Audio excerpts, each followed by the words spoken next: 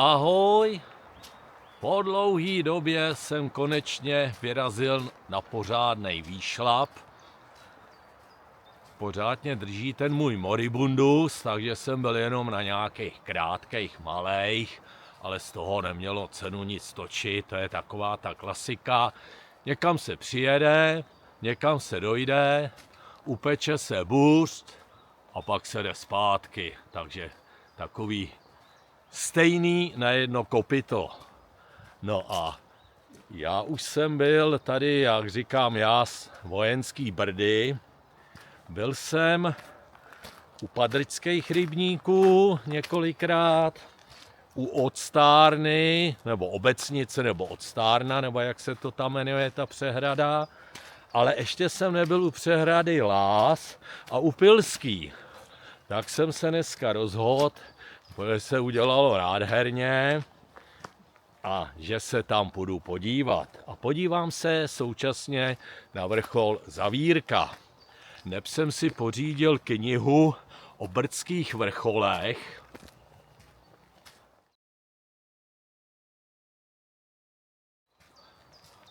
Ale ne, že bych je chtěl všechny prolíst, to asi už nestihnu. A na některých jsem byl, pochopitelně, na některých ne. No, ale že se chci podívat na vrchol Zavírka a on zrovna v té knize není, ale to nevadí. Tak naštívím Zavírku.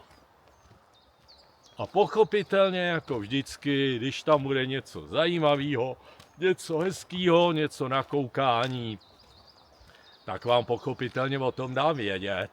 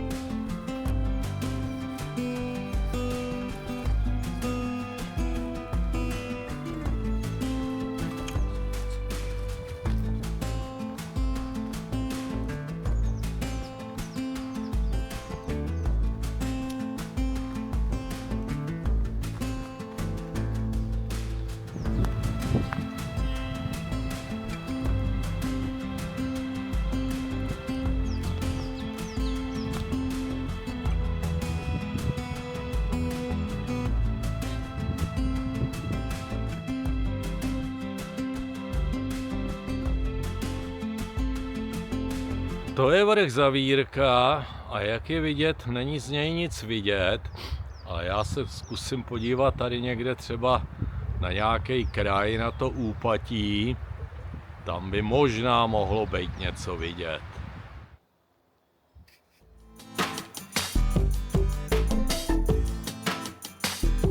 Od vrcholu jsem to vzal perfektní nábližkou. Tak doufám, že tady někde v nějaký té huštině bude nějaká mutr divočáková a že mi to přijde vysvětlit. Snad ne.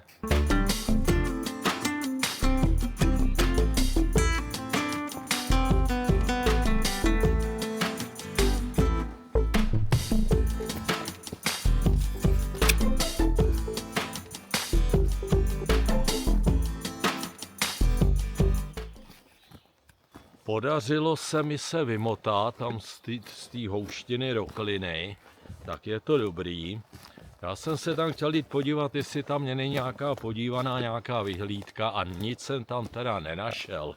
Jsem si myslel na tu Láskou přehradu, že tam někde bude, ale je to tam zarostlý, neznám to tady. No a teď se teda vydám, někde najdu zelenou turistickou cestu, značku a chci jít k Pilskému potoku. Začíná foukat, tak nevím, jestli mě budete slyšet, když tak vemu mikrofon.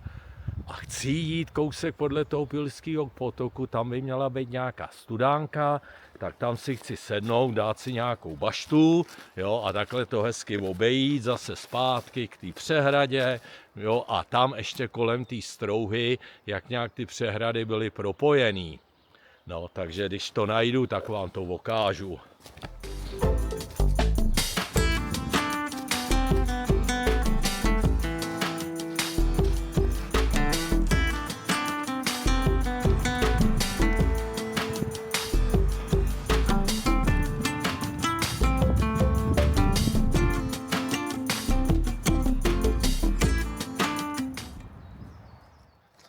Teď půjdu cestou lesem k jezírku u Poustevníka a tady je krásná cesta.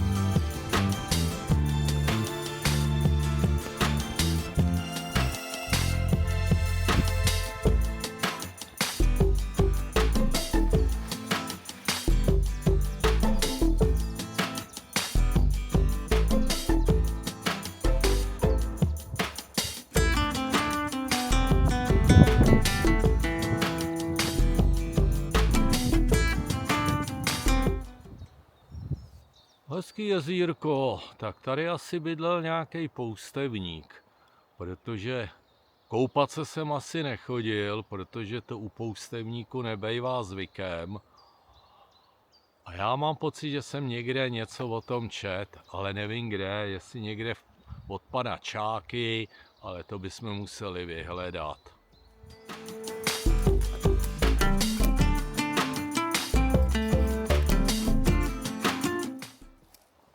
A teď půjdu cestou, necestou, lesem, nelesem, směr Studánka, Maruška.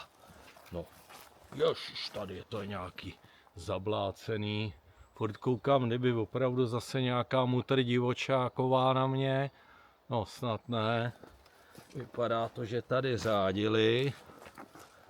A jsou tu i nějaký stopy.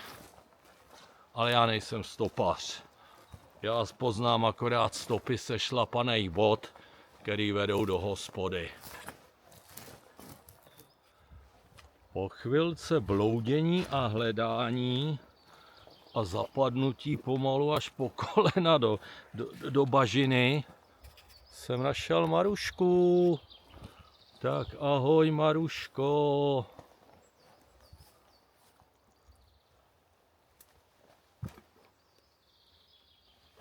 Krásně čistá voda. A já se teď musím opatrně dostat k tomu potůčku Pilskýmu a půjdu kousek proti proudu, protože si teda udělám něco k jídlu.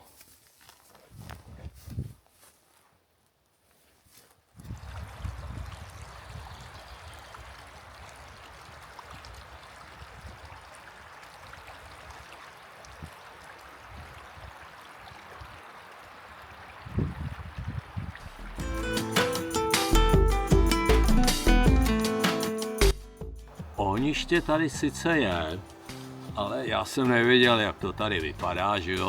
Takže jsem si pro jistotu buřtíčky nebral. Ono je taky docela sucho, ale hrozně fouká vítr. Tak jsem to nechtěl poňoukat. Takže nemám ani trienčanský párok s fazulou, ale vzpomněl jsem si, když si vyprávěl Ivan Mládek ty jeho povídky, že byla jeho oblíbená lahůdka, jak to bylo nějak, já už si to nepamatuju, jak se... Chlebová pochoutka se to jmenovalo, teď jsem si vzpomněl. A dělá se to tak, že vezmete 2 chleby a mezi ně vrazíte jeden malej. Jo? A to je takzvaná mládková chlebová pochoutka.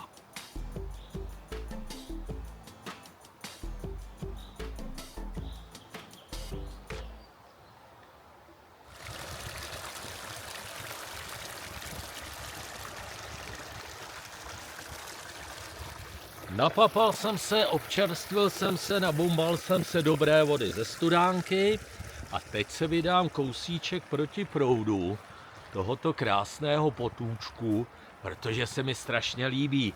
Já mám tyhle ty potoky hrozně rád, tak se tady takhle chvíli budu kochat, pokud zase někam nezahučím.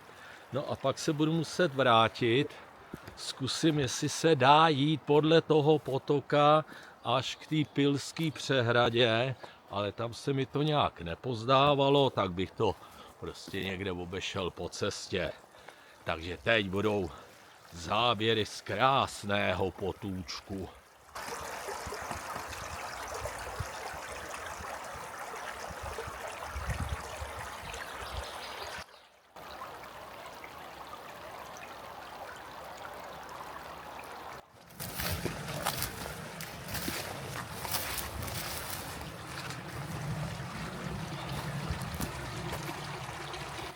No, zatím se tady jde krásně. Vede tady taková malá kozí stezka. Je to teda trošičku tím pokáceným dřívím méně schůdné, ale to se nedá nic dělat. Ale ten potůček, ten se mi teda fakt strašně líbí.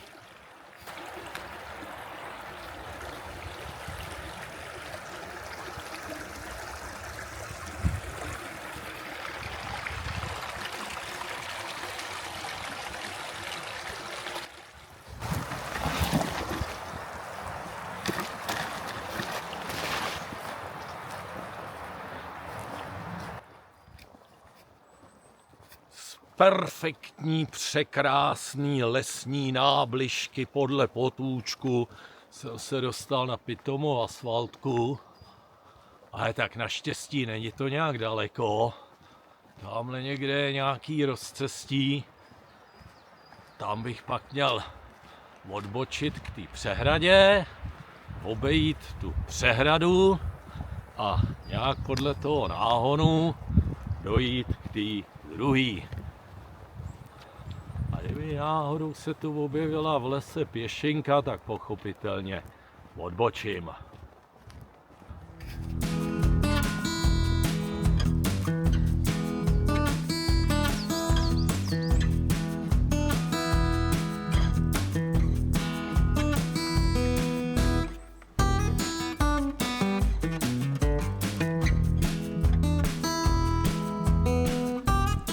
Cyklistama se to tady jenom hemží, bodejť by ne, tak udělalo se hezky, já se nedivím. A ještě zkusím někde vytáhnout kolo, jestli na něm budu umět, protože jsem dlouho nejel, anebo to nechám a chystám se, že už si koupím to elektrický, aby mě to z nouze vytáhlo, což asi bude bezpečnější.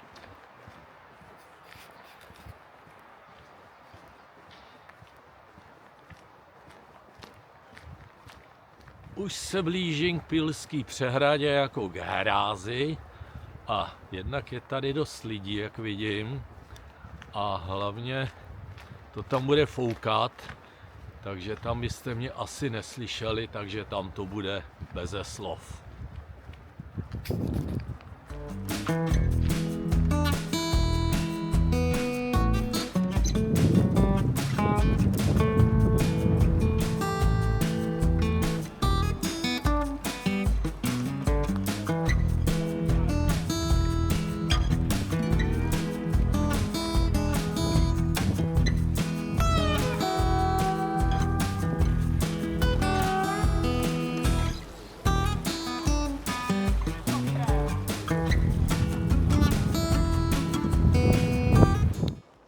Tak tohle je hráz vodovodní nádrže Pilská.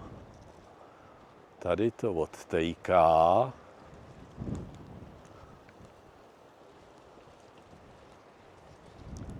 A já teď půjdu k té druhé, k té přehradě Lás a mezi touhletou Pilskou a tou přehradou Lás je nějaká struha, která je nějak mezi sebou propojovala. V mapách CZ tam jsou takový ty 2 kolečka jako technická záležitost, tak tam je o tom povídání, ale protože tady není signál, tak se mi tam povídání neobjeví. Takže buď si to najděte, nebo já to nějak zkusím doma vyšťourat.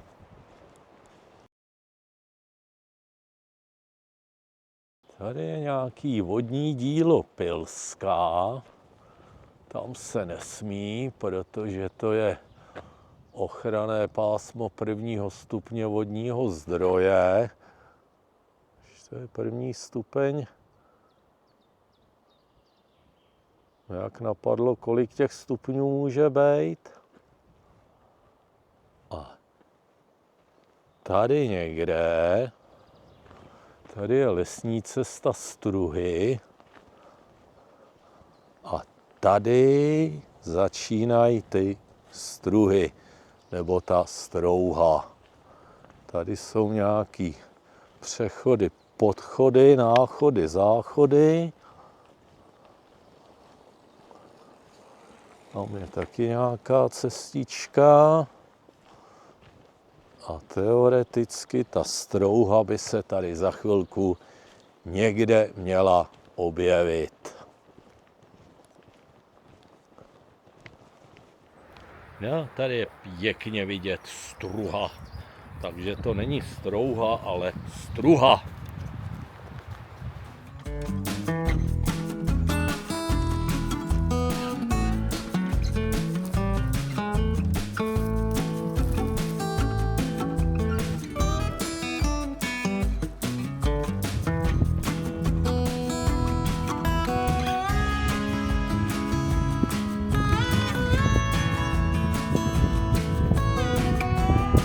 To je teda ta přehrada Lás.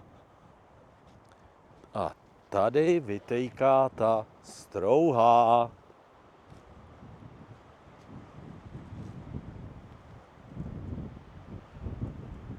Takže ono to z tamtý přehrady, teda z té Pilský, teklo takhle sem.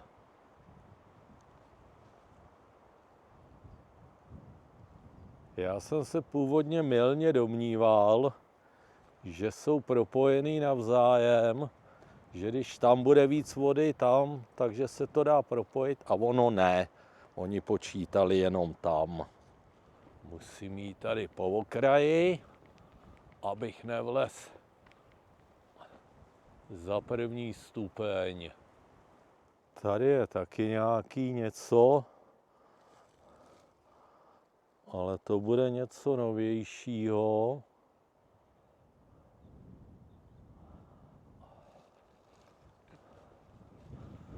Jo, tady už je těleso hráze. A vede to jenom sem. Tady to končí.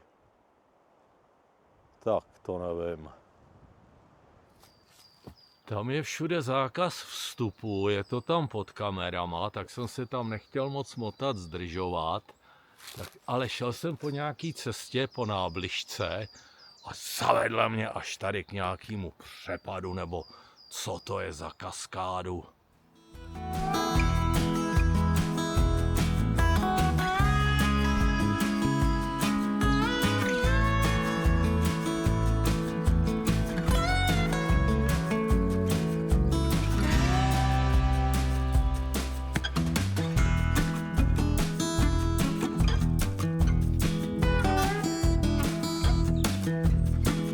To byly vodní nádrže Pilská a Lás.